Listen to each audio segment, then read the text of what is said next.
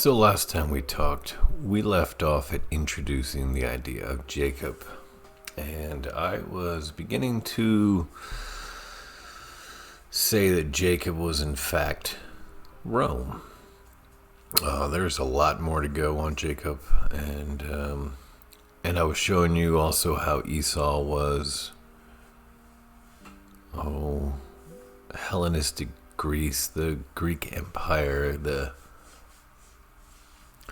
conquest of Alexander and the various groups that came out of his conquest. So, but there was still a lot more of Jacob in the Bible that we haven't touched on, and I want to touch on it. I just don't want to touch on it yet.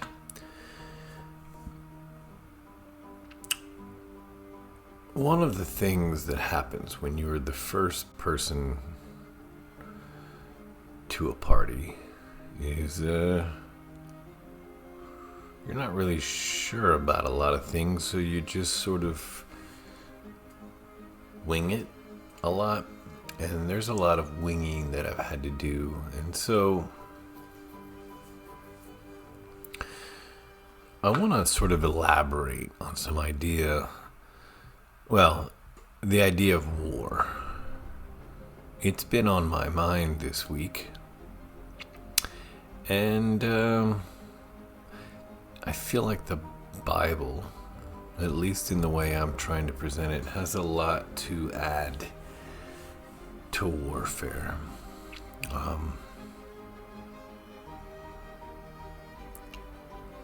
War is strangely human.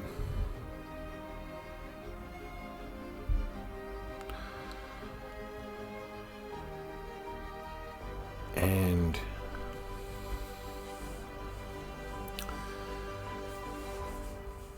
one of the things that I've been trying to impress is this idea that Christianity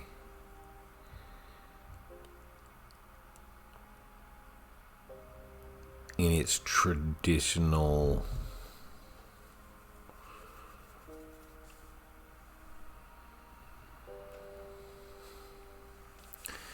whatever that word is, rollout, has wrapped itself in a veil of peace. And Jesus is peace. He's a hippie before its time. He's a peacenik. He's a turn the other cheek guy, right? That's what Christianity is teaching you, to never fight. At least in today's Christianity. Violence and Jesus just don't mix. Which is a very interesting thing, because Christendom, if you will, and violence,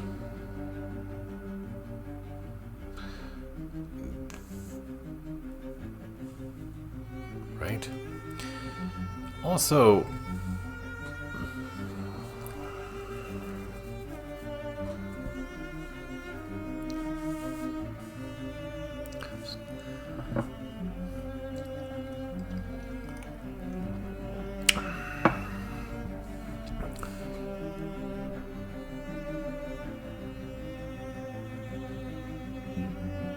the Jewish people are not Christians because they don't have Jesus. So imagine Christianity with no Jesus. I mean, I don't. Christianity with no Christ is not possible. But the Jews have That's their thing. Islam in violence.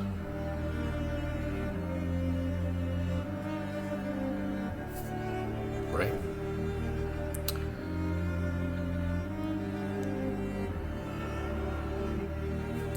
Now, the Jewish people believe in a Messiah. The Christian people believe in a Messiah in the form of a returning Jesus. And the Muslims believe in a Mahdi and a Messiah.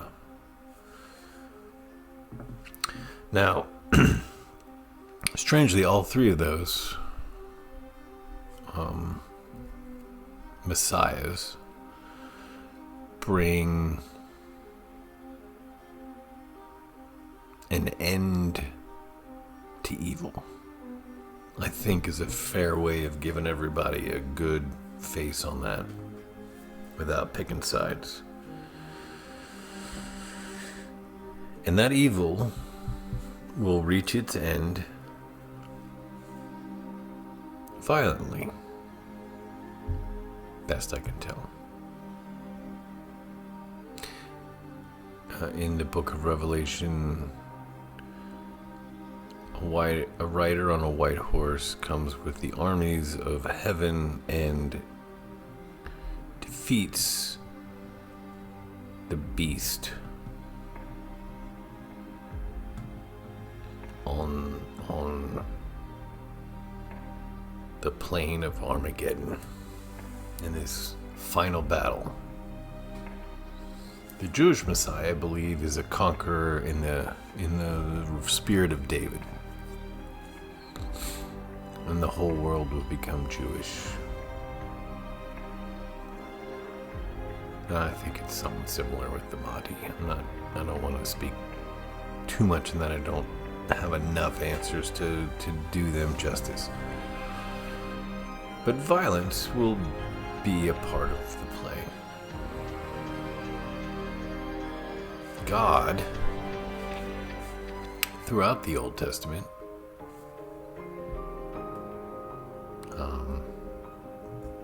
through prophets, often calling them sons of men, did great destruction upon things. Hell, Noah, just on a literal reading, it wiped out the whole world except for... Now, if you've watched those videos, you know what I think on that, but violence is not celebrated as a Christian tradition, Christian belief.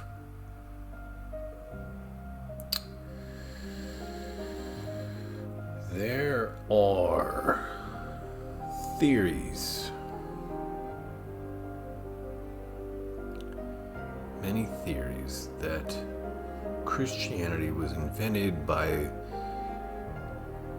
the Roman ruling aristocracy in order to subjugate the peoples with a religious doctrine of docility.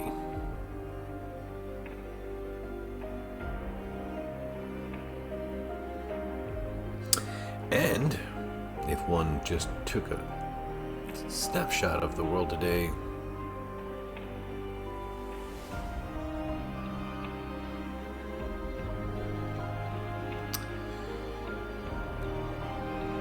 the old Christian Europe, and we haven't gotten into that one, but that one becomes hyper important. The old kingdoms of Christianity in Europe, the Middle Ages, medieval times, the Renaissance, the Enlightenment, all those eras. Christianity reigned supreme on a level. But there was a second ethos, if you will,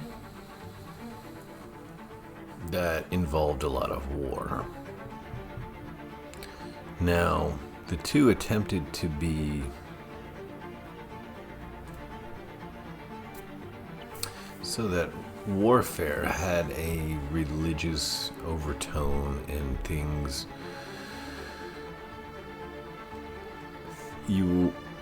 The aggression needed the disguise of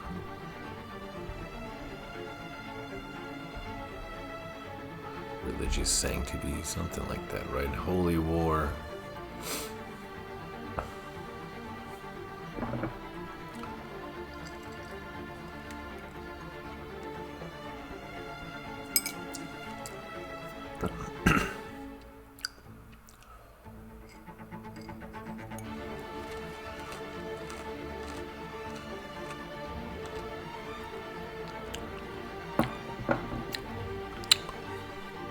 But I digress.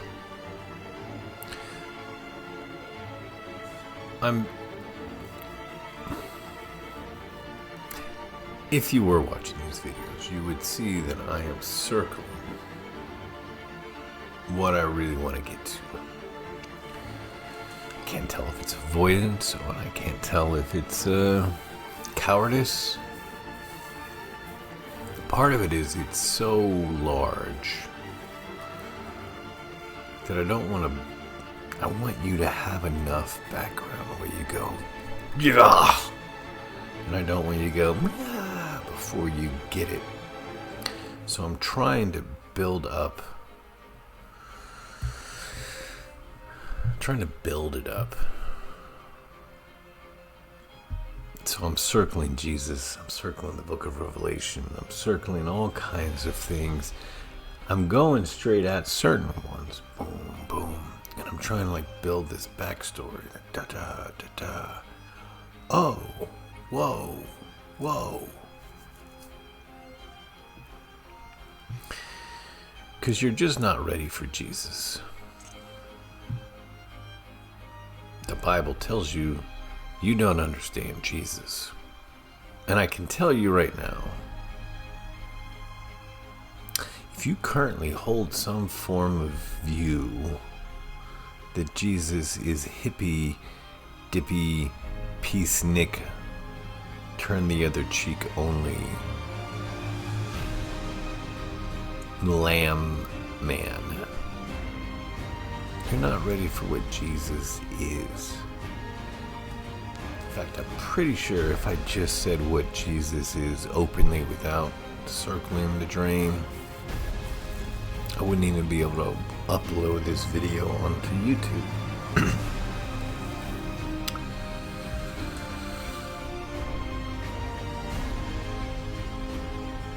Violence appears to be a staple, a mainstay, a piece of the equation of humanity.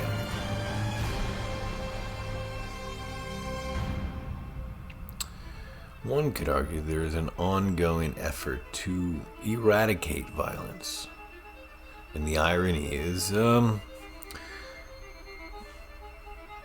to bring about this eradication is going to necessitate a fair amount of violent acts in order to never have to commit a violent act again. Those are the conversations you're not having as a regular person with thought leaders of the world.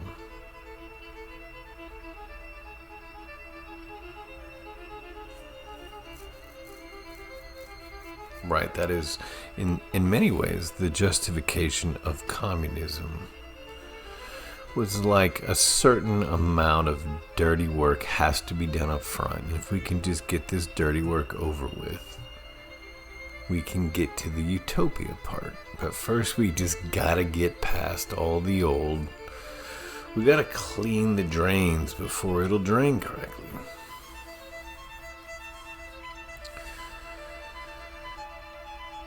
Violence is just a part of the cleansing process. I'm not weighing in on that at the moment, honestly. Because violence or warfare, let's say warfare. War is an interesting conundrum.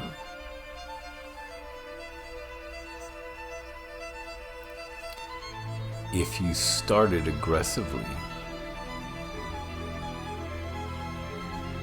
for whatever reason, historically,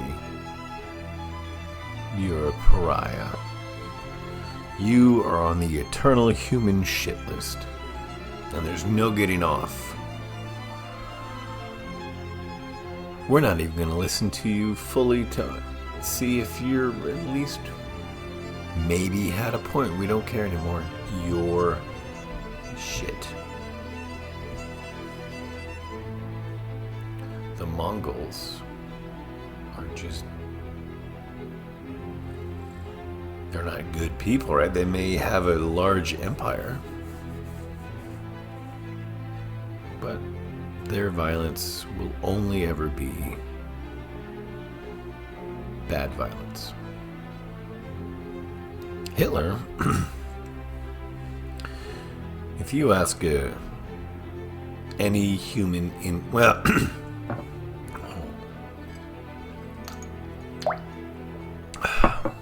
if you ask any person in America who the most evil person of all time is, without thinking, Hitler is number one. Does he deserve number one status? It's hard to say. But he definitely is up there.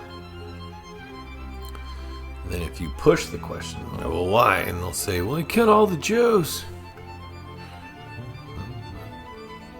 Okay. What about like Mao? He killed all the Chinese.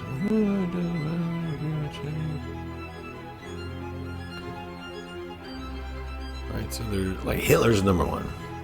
His violence, there is no justifiable explanation that will ever be given to you. This is maybe he had a point, and I'm not even saying he had a point. I'm just saying.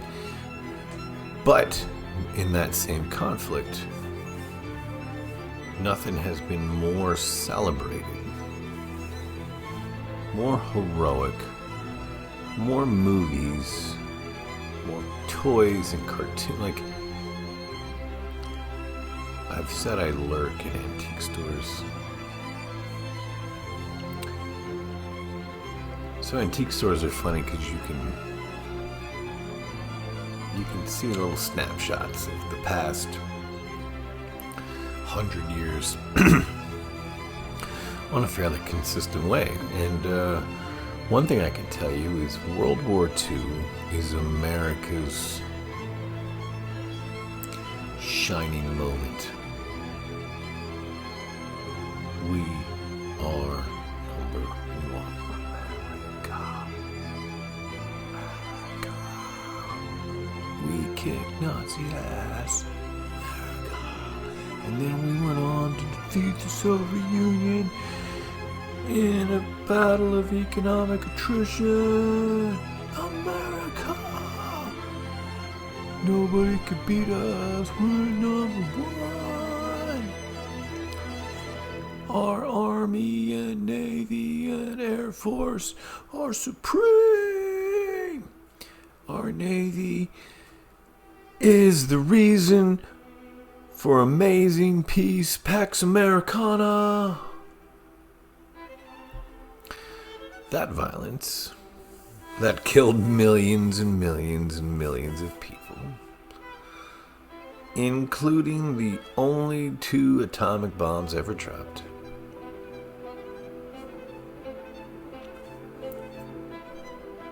number one status. We celebrate it.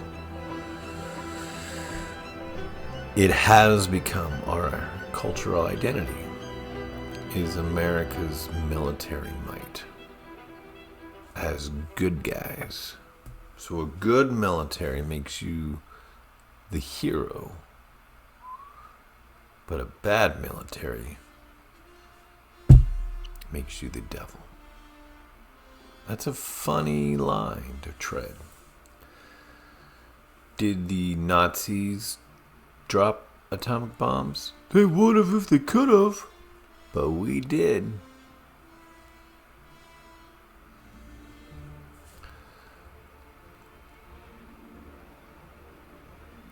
Did the Soviets engage in espionage and use proxy armies to fight proxy wars for resources? Of course they did. But we did it better.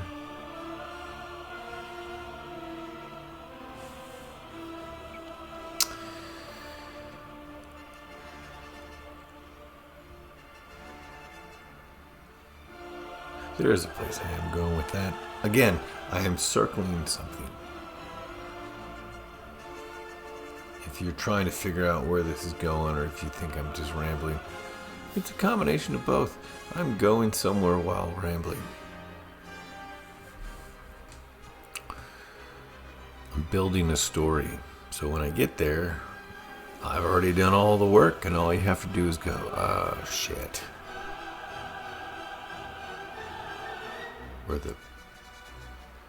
Are we the bad guys? I'm not saying that. However, the Bible is an interesting book, and I have enjoyed unfolding its secrets and mysteries to you. I've enjoyed stabbing and murdering sacred cows, one at a time.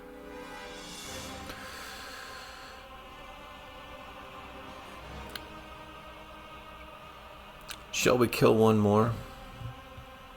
Why the fuck not? It's what we do here. I'd like to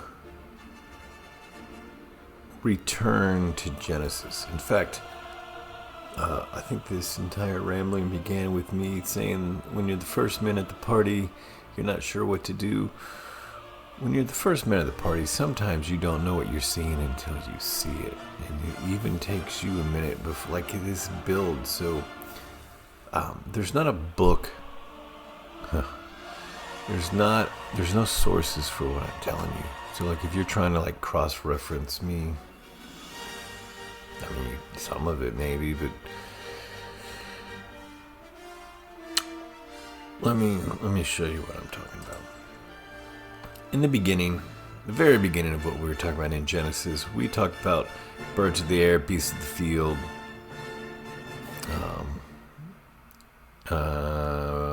cattle, right? And I said, well, I think beast of the field is it's one of the caste systems within the early Sumerian world, and it's still true. It's still very true. But what I've figured out is it's not literal. How many times have I said that? It is a caste system, and it's one, ironically, I skipped over, but yet I have told you in previous videos that the term field, to be in the field, or to be a beast of the field, right? To be a beast of the field. The field means war, and I've said that, but I didn't say it in the Genesis video, and that's me owning up to like, oh, I missed that one. Beast of the field. In fact, what I've done is I've gone in and I've typed in field. And what you're going to notice is there is 320 references of the word field. And I can say a bunch of those are actually referring to war.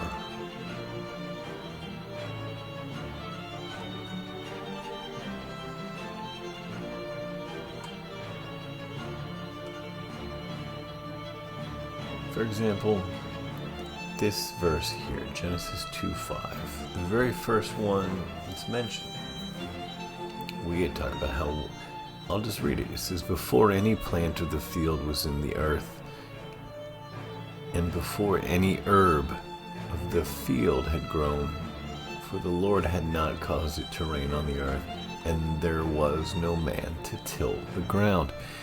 And I had made the reference that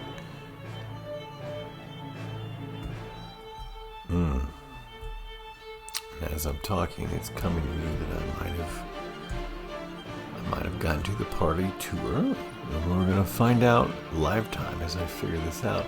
Because if we read this with the words that we know now, so field means war. Let's just, before any plant of the field was in the earth, and the earth is kind of mankind. And before any of the herb of the field had grown, for the spirit of humanity had not caused it to bring high knowledge on humanity, on the people. And there was no countries, no man to till the ground. And what is tilling the ground? That's when you turn over the ground, right? So there were no countries to. And where do you till the ground? You till it in the field. So I don't know if tilling the ground is something or not, but you can see how this works. Out of the ground, the Lord formed every beast of the field and bird of the air. What I want you to see when you read these is beast of the field from here on out. From here on out. Beast of the field 100% means an army. It is the vicious animal of war. The beast of battle. The animal of war. It is the military. So if you see a beast of the field, there's an army somewhere close in the story. And every bird of the air means elites, royalty, nobility. It's like the upper class. Birds of the air.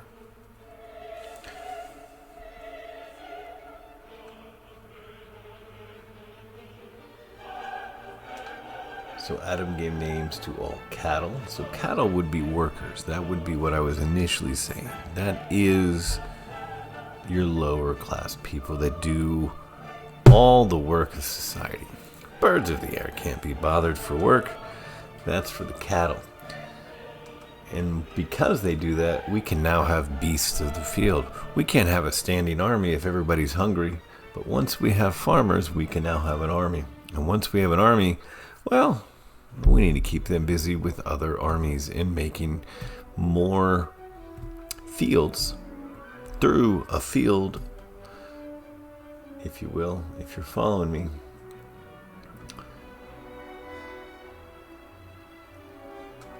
So beast of the field.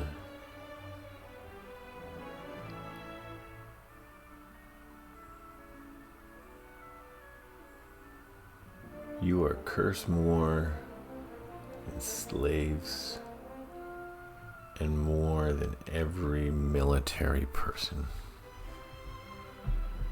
So the only thing worse than being a worker and a grunt is to be a serpent. And we've talked about serpents. We're not talking about serpents. I'm just walking you through. And you shall eat the herb of the field. So you can see now, a field means battle.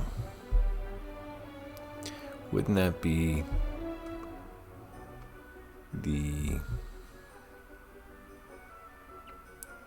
wouldn't that make you something like an arms dealer? Herb of the field. The plants that you use in a field. The implements of warfare. I think he's cursing the serpent to consume and distribute weapons of war. So we can see that war is a funny business. And war is hell? And who's in hell? Oh, the serpent. And this thing right here that you will see at the death of Abraham, the death of Isaac, and the death of Jacob. And I believe Joseph was taken here as well, is that he may give me the cave of Machpelah, which is at the end of his field. Let him give it to me at the full price as property for a burial place among you. No, my lord, hear me. I give you the field and cave that is in it. I will give you money for the field. So the field of Ephron, which is, I think we did this one in another thing, but which is at the end of his battle. So these great patriarchs of the Bible, which we said are the different empires, different ages of humanity. And they all met their end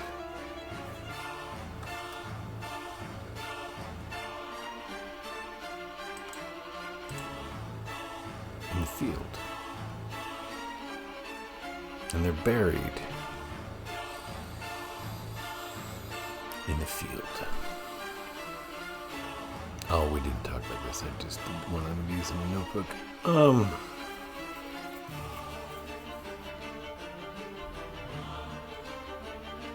So where's Abraham buried? He's buried at the bottom of a cave of his own hubris when he was defeated in battle.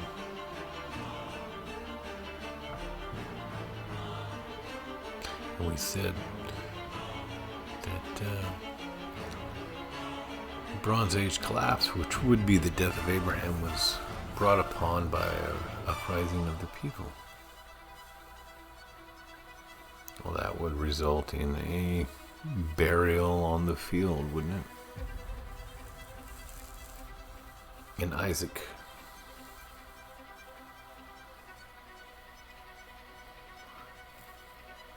He's also buried there. And Jacob.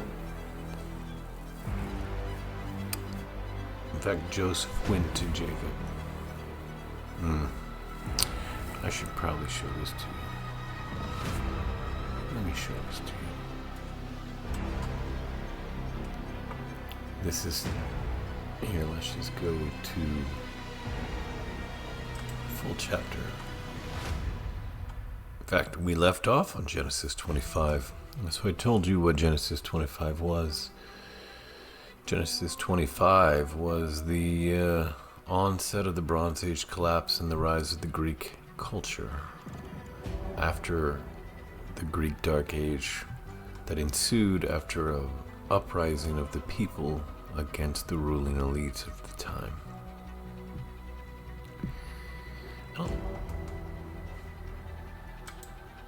If there's a theme for the Bible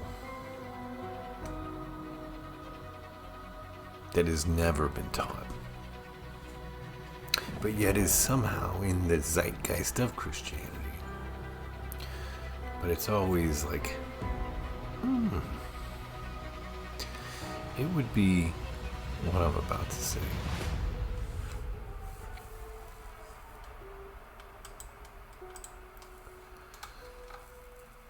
Abraham's death and burial. This is going to tell us about how Abraham died. This is the sum of the years of Abraham's life which he lived. 175 years. Then Abraham breathed his last and died in a good old age, an old man and full of years, and was gathered to his people. And his sons Isaac and Ishmael buried him in the cave of Machpelah, which is before Mamre in the field of Ephron, the son of Zohar the Hittite, the field which Abraham purchased from the sons of Heth.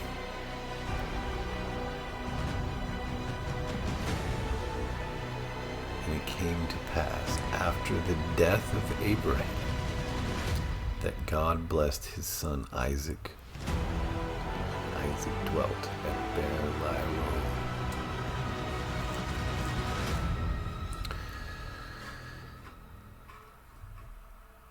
His sons Isaac and Ishmael buried him.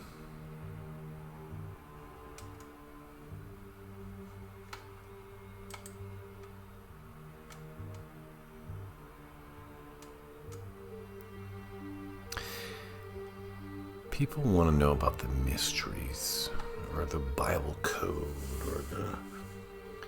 and they get into some pretty esoteric, deep spiritual meanings behind everything, and sacred symbols and secret teachings, and there's a secret teaching.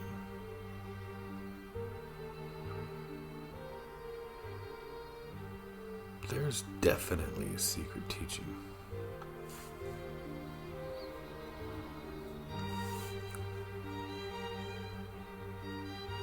The secret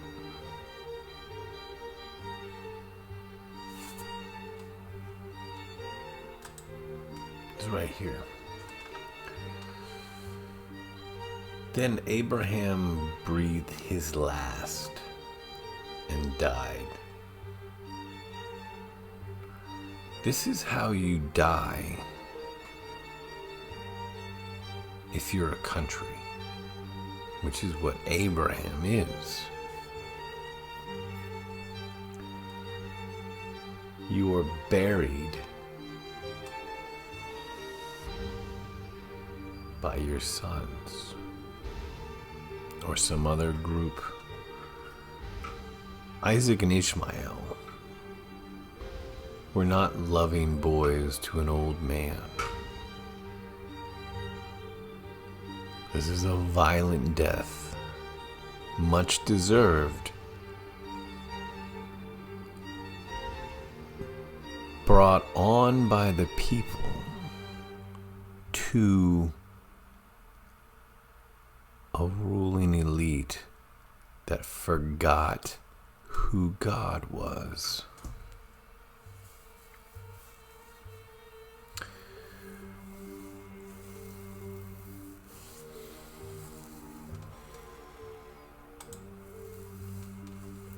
If God is the spirit of humanity,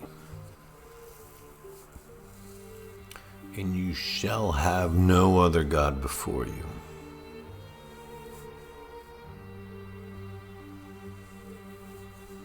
that means the real God of this earth, the real power. In fact, how does a tyrant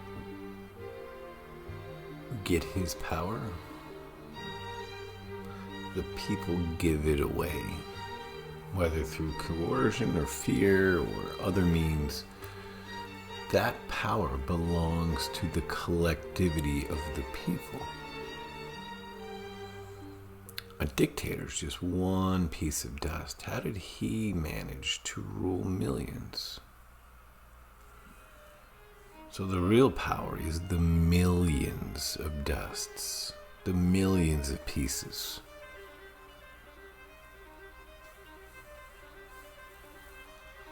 And a good, if you're, I don't know, in charge of a country. Let's think about a country for a second. All the roads, all the buildings, all the water, all the electronic processing, the data, the education, like the entire system has to be done. It's an insane amount of work to have a civilization. So when they collapse, it's unfortunate, and it takes 400 years to get over it.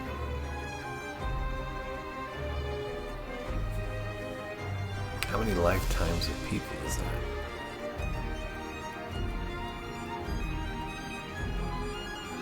It's a lot. Nobody will remember. So the most, all of that work that must be done every day is done by people. You can demean them and call them cattle. And you could demean ruling as if that's nothing, but ruling is not easy. It's very simple. It's not difficult to rule poorly.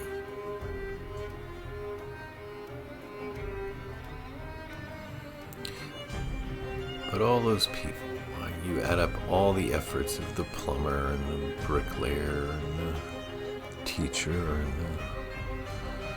the air traffic controller and the data analyst and the IT guy, the daycare worker, everybody has a piece.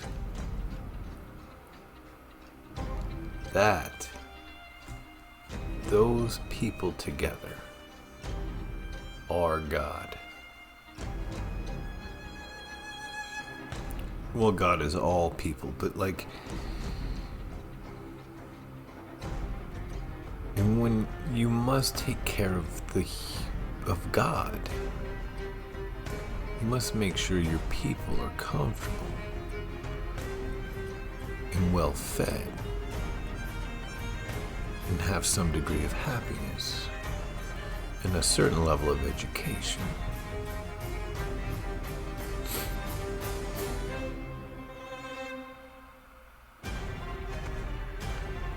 Because they generate the very thing that you ride. And a soldier, right?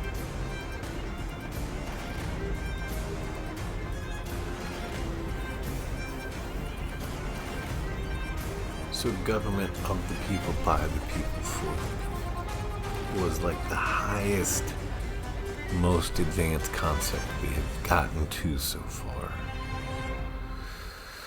And we are taking a giant shit on that idea for old, tired tyranny. Because somebody forgot God. First, you must worship God. You must put the people first. And not your idols, not your false gods, not yourselves and your little bureaucracy that you created that runs the place. Those are idols. Those are false gods.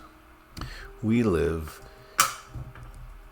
with a government that went from of and by and for the people to, classified, need to know basis. You don't need to know. I can't talk. It's a secret. There's a verse in Revelation that people get wrong all the time too. In fact, all of this is circling Revelation. If you're smart, you can kind of see where it's going. If you're not, sorry.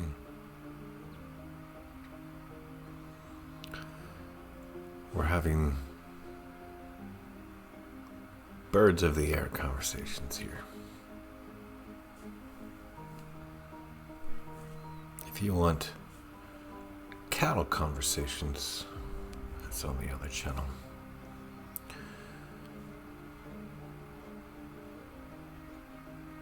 We live in we have now a kingdom of darkness.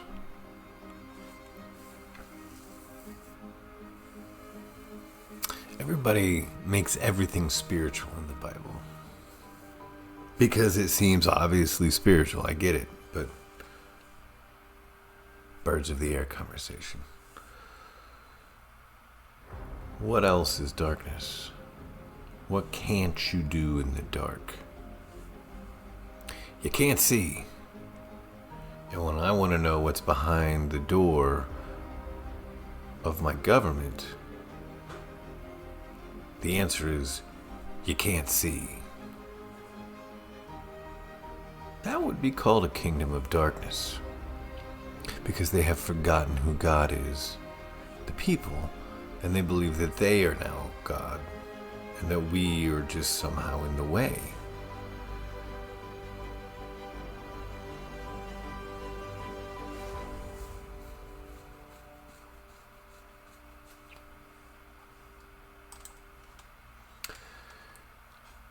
I want to go back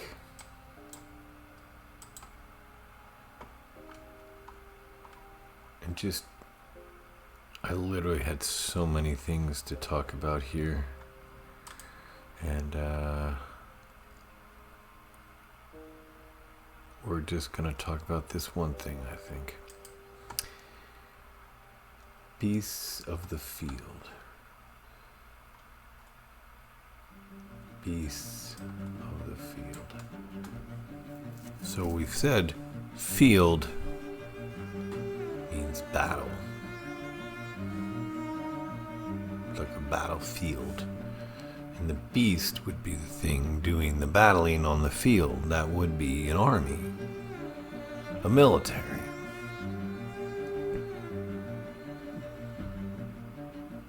So if I saw the word field, I would know that there's a fight afoot. And if I saw the word beasts,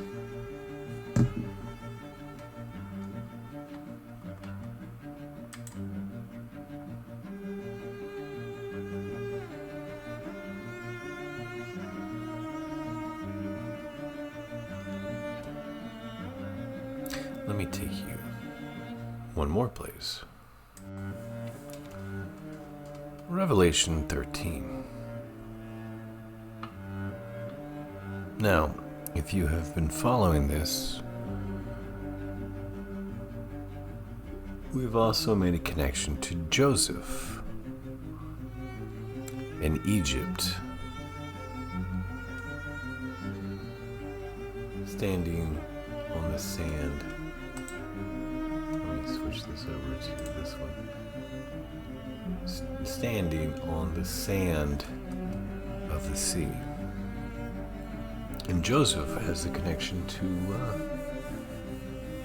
America and democracy. And sea,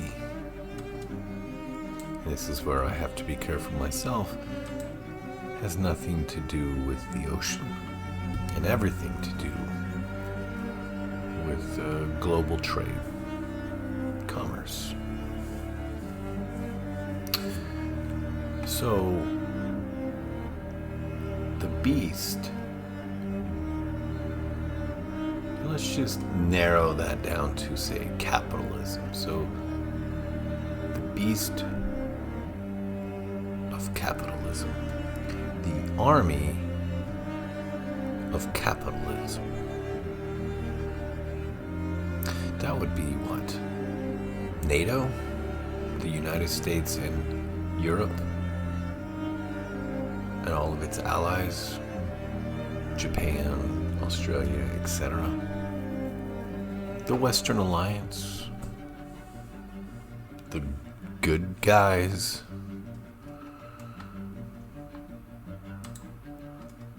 G.I. Joe, all the American heroes. World War II. What we're talking about is D-Day. We're literally referring to D-Day in this verse, but we haven't gotten there yet, so I'm jumping the gun.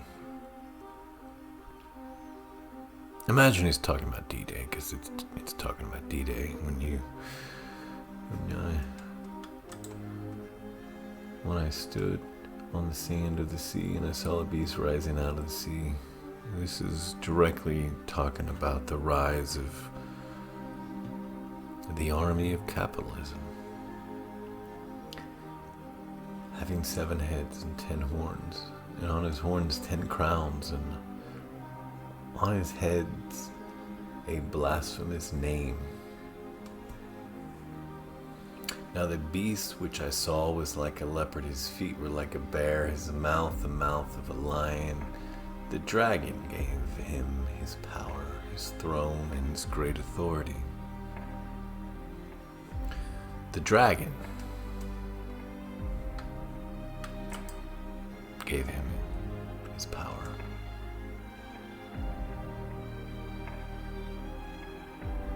What's a dragon?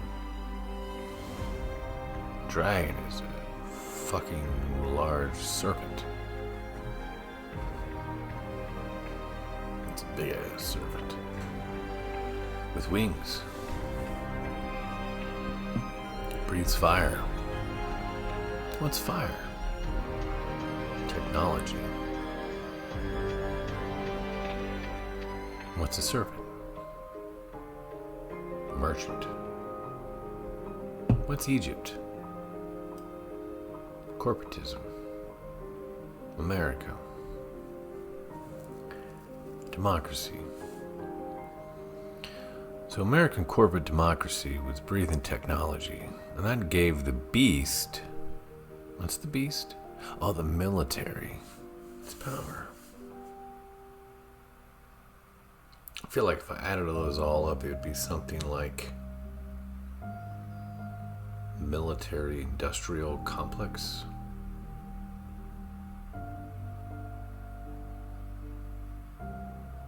That's the beast. The corporate world gave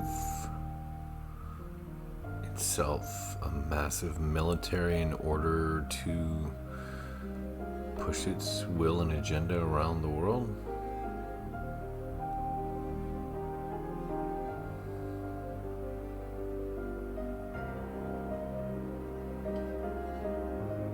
But what about it's wrong?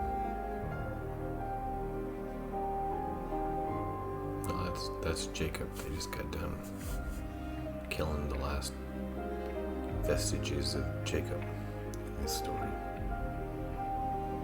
This is literally the moment that any remnant of Rome was sacrificed in the field of memory.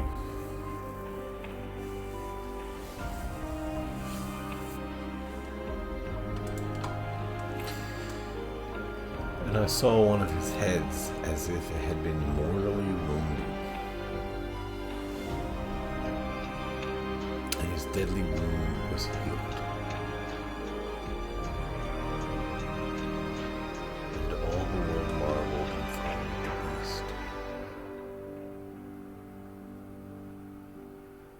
So they worshipped the dragon who gave authority to the beast. And they worship the beast, saying, who is like the beast? Who is able to make war with him? It's right there. So they worship the dragon. They worship the excesses of consumerism.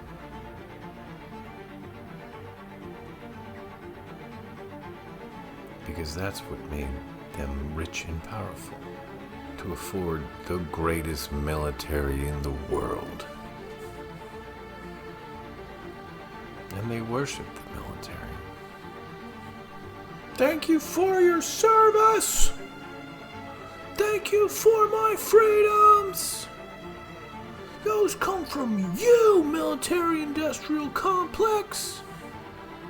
Not God. They're not inherent in my being born. They're from you, military!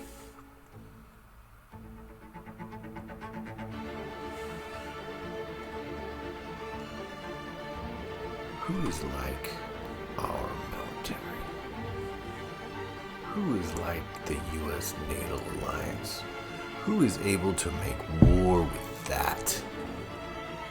Come on, Soviets. Good luck.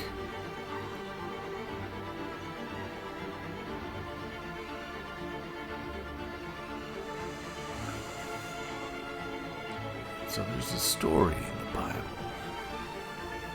There's an underlying theme that went way the fuck to the start. And this is near the end of the story.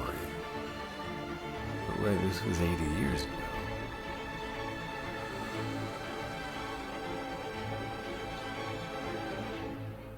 But Jesus is coming back. Oh, Jesus is coming back to defeat the beast of the sea. But who's Jesus? Well, he's the guy that beats this guy. Who is able to make war with him? Well, let's call him Jesus. But Jesus loves people and is peaceful. But we did start this program with, there does seem to be a little bit of violence near the end. Are you saying it's the end? Sure shit ain't the beginning. Right? So obviously this is not the end of this. I'm just circling. But you're beginning to see, I've been trying to take us somewhere. There is an ongoing story where somebody forgets God. And God must remind you. Not so fast. That's not how this works. But who is able to make war with the beast? This is a kingdom of darkness. Became a kingdom of darkness. We haven't even I haven't begun to tell you what Revelation is.